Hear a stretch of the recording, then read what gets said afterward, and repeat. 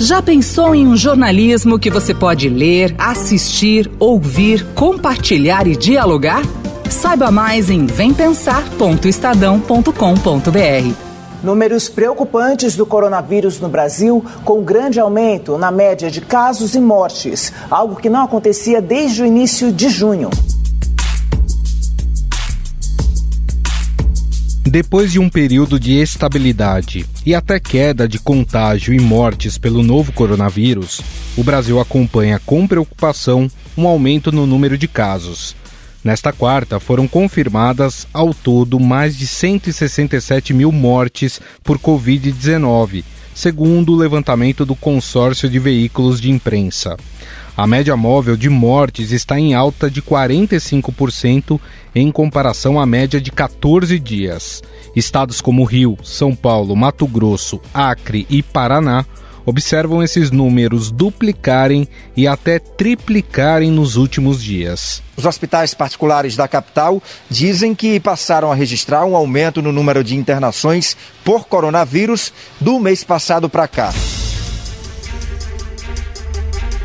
Dados divulgados recentemente pelo Imperial College de Londres constataram que a taxa média de transmissão da Covid-19 no Brasil foi de 1,1 na última semana, ou seja, cada 100 pessoas contaminadas passam a doença para outras 110. Um estudo descobriu linhagens inéditas do vírus no país. Essa taxa é uma das principais referências para acompanhar a evolução da Covid-19. Por causa desse aumento, principalmente no número de internações nos hospitais, o governo de São Paulo publicou um decreto prorrogando a quarentena no estado até 16 de dezembro. Segundo dados do Censo Covid, foram registradas em média 1.009 internações em hospitais públicos, privados e filantrópicos do estado na última semana. O secretário de Saúde de São Paulo, Jean Gorenstein, não descarta a adoção de políticas de quarentena mais restritivas caso os indicadores de pandemia continuem crescendo. Houve um incremento do número de internações. Esse incremento em 18% sequer atingiu aquelas cifras emergenciais que são estabelecidas, como disse, para até 40 internações para cada 100 mil habitantes, mas servem de alerta. Estamos atentos frente a isso e nós não fizemos a reclassificação que até então estava prevista.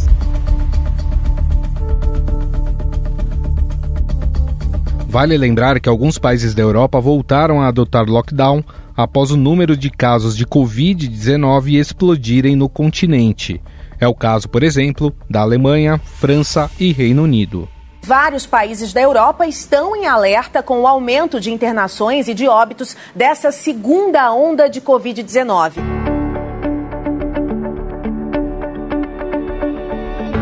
Aqui no Brasil, esse aumento de casos pode ser percebido no futebol. Isso mesmo, no futebol. De 2 semanas para cá, 3 times da Série A do Campeonato Brasileiro apresentaram surto de Covid-19. Santos, Palmeiras e Atlético Mineiro. Até o técnico, que tem 60 anos e é do grupo de risco, foi contaminado, mas ele está bem. Além de Sampaoli, 6 integrantes da comissão técnica estão com o coronavírus. Enquanto isso, o presidente Jair Bolsonaro minimiza o aumento de casos e chama a segunda onda de conversinha. E agora tem a conversinha de segunda onda. Tem que enfrentar se tiver. E se quebrar de vez a economia, seremos um país de miseráveis. Só isso.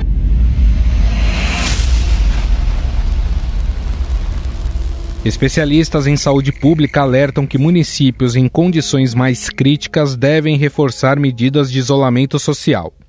Afinal, o Brasil assiste o início de uma segunda onda? A que se deve o aumento no número de casos? Sobre o assunto, converso agora com o Dr. Sérgio Zimmermann, infectologista do Instituto de Infectologia do Hospital Emílio Ribas.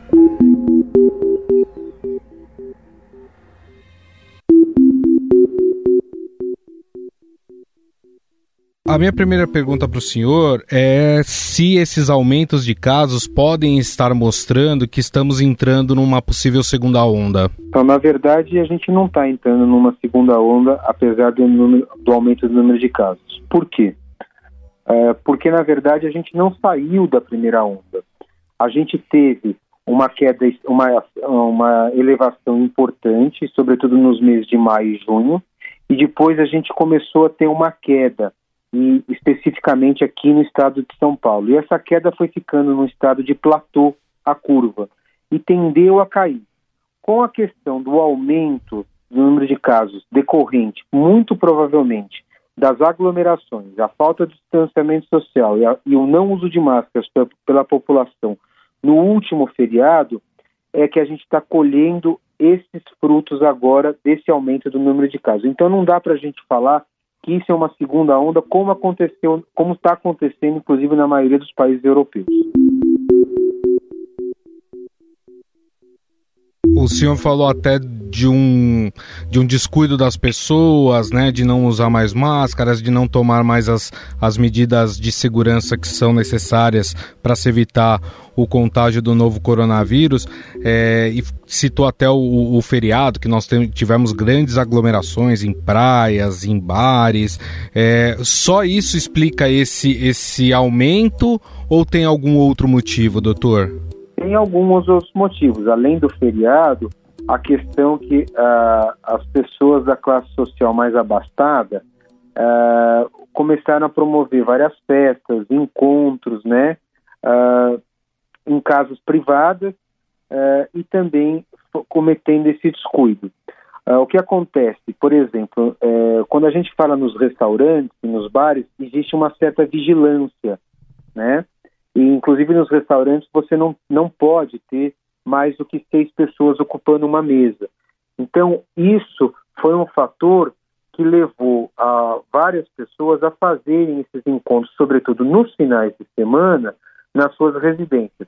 Além do que, regado a muita comida e bebida alcoólica. E você sabe que as pessoas, depois de uma certa hora com a bebida alcoólica, começam a falar um pouco mais alto, acabam se tocando mais frequentemente, e aí você fica mais exposto. Então, a questão é que não é que essas pessoas estavam sintomáticas e foram nesses encontros. Não, muito pelo contrário, eram pessoas assintomáticas que não sabiam que estavam portadoras do vírus e que acabaram disseminando. E isso a gente viu com uma certa frequência. Inclusive, algumas matérias veiculadas através da própria imprensa, jovens fazendo esses encontros também, inclusive isso caracterizou numa escola famosa em São Paulo, divulgada inclusive pelo Estado de São Paulo, numa matéria, mostrando que teve um surto em vários escolares e também teve que suspender as aulas naquela localidade.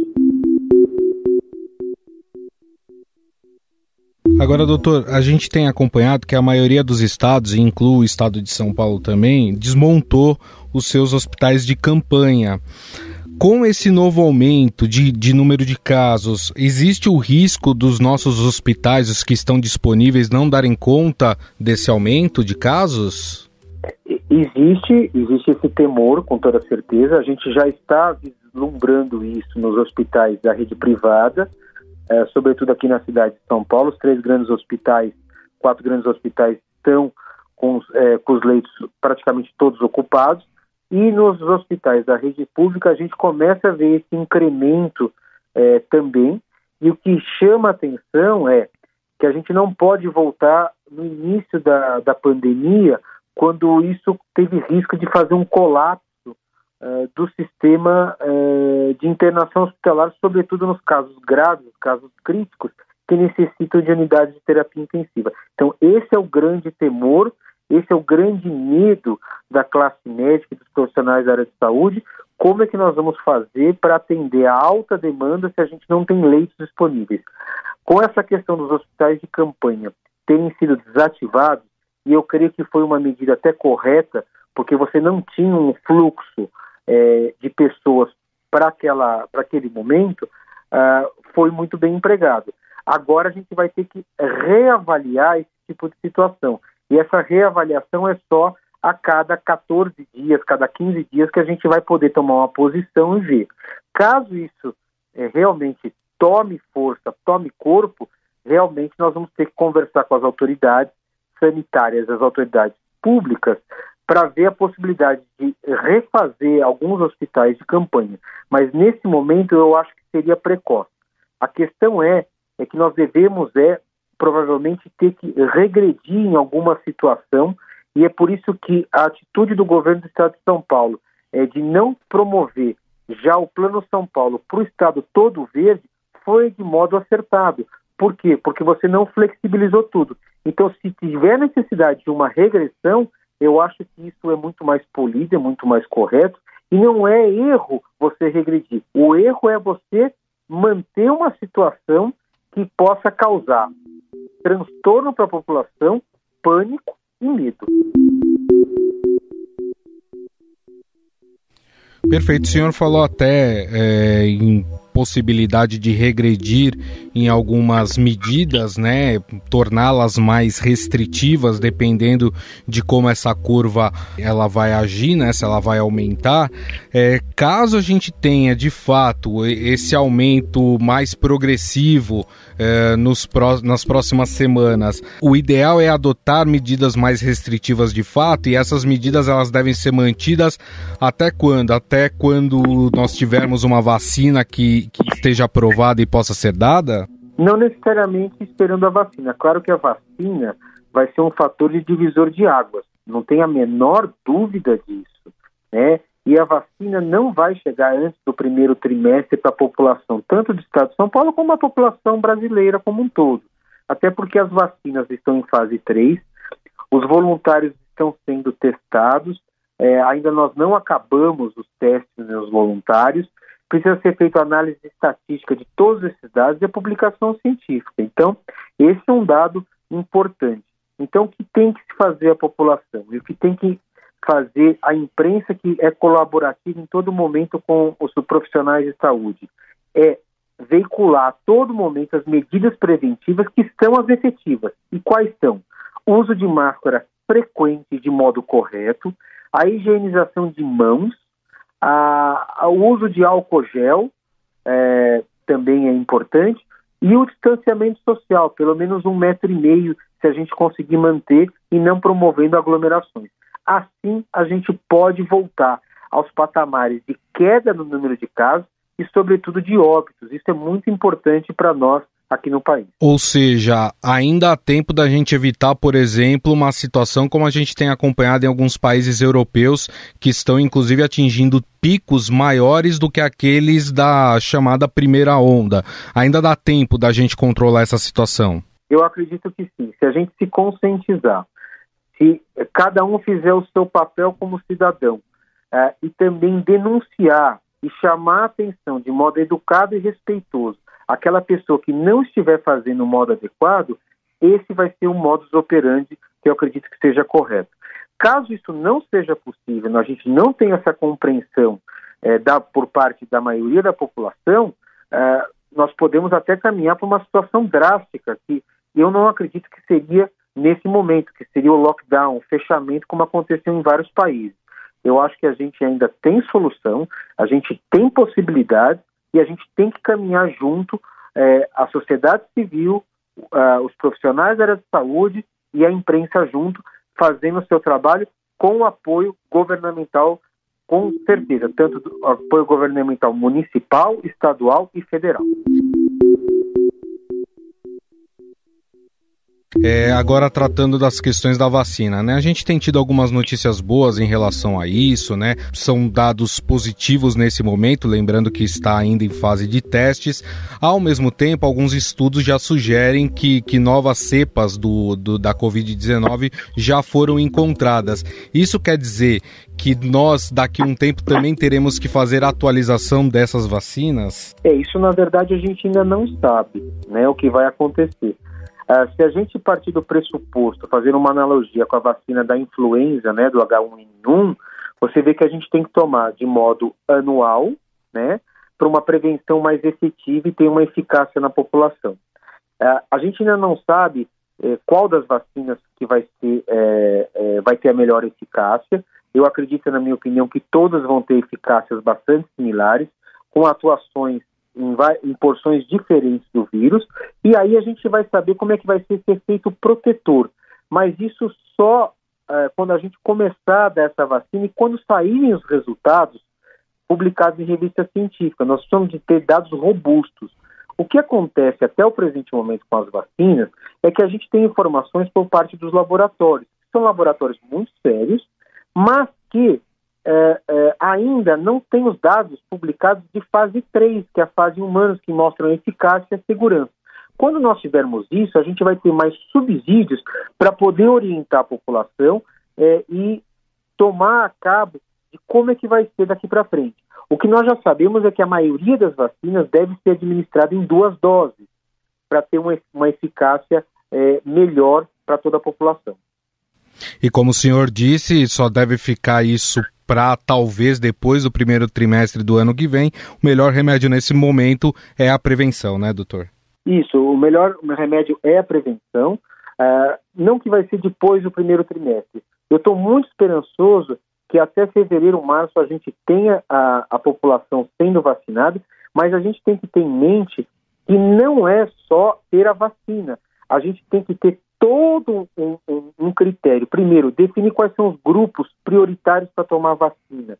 2, abastecer a nossa rede de frio, como armazena essas vacinas, como é que vai chegar essas vacinas em municípios longínquos, como é que vai se estabelecer tudo isso. Então isso não se estabelece do dia para a noite. Então nós temos que ter paciência, lembrando que as vacinas levam uma média para ter uma eficácia importante de 5 a 15 anos, e pela primeira vez na história da medicina, nós vamos ter uma vacina com menos de 1 ano, provavelmente, de doença, e que vai dar respostas importantes para nós na questão da prevenção. Então, é muito importante adotar as medidas preventivas, aguardar a vacina e todos se cuidarem de um modo importante. Nós conversamos com o Dr. Sérgio Zimmermann, ele que é infectologista do Instituto de Infectologia do Hospital Emílio Ribas. Muito obrigado, doutor. Obrigado você, Gustavo. Espero ter colaborado.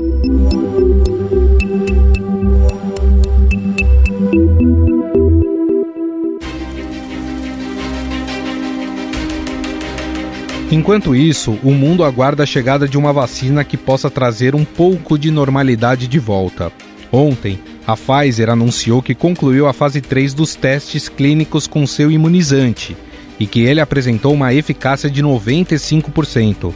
Na terça, a chinesa Sinovac e o Instituto Butantan informaram que a Coronavac produziu resposta imune no organismo 28 dias após sua aplicação em 97% dos casos. Estadão Notícias.